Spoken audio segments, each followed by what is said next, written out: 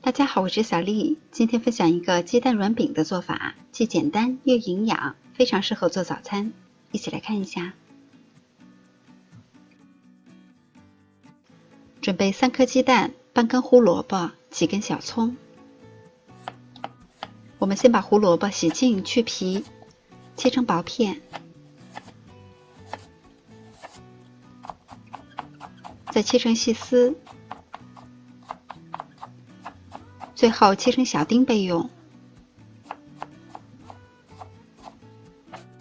小葱我们用葱叶的部分清洗干净，然后切成葱花。把鸡蛋打入大碗中，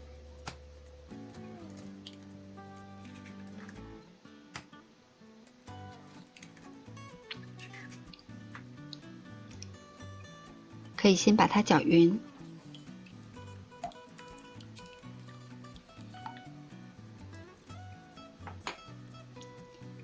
然后再加入150克左右的面粉，搅匀，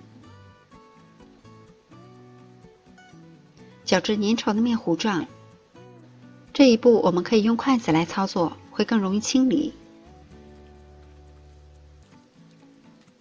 调成这样的状态就可以。然后再加入240毫升的牛奶，调匀。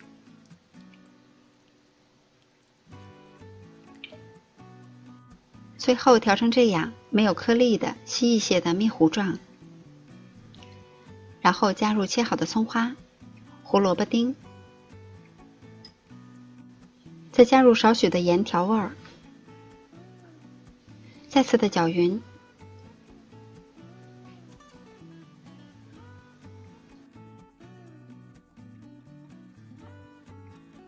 平底锅中刷入少许的植物油，盛入1勺面糊，拿起锅像这样转一圈，让面饼摊得更均匀，一直保持小火慢烙。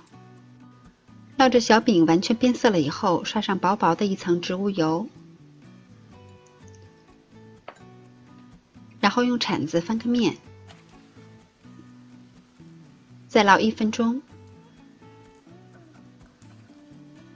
时间差不多了以后再翻过来，烙几秒钟就可以出锅了。我们看一下，这个小饼非常的柔软，颜色看着也非常的有食欲。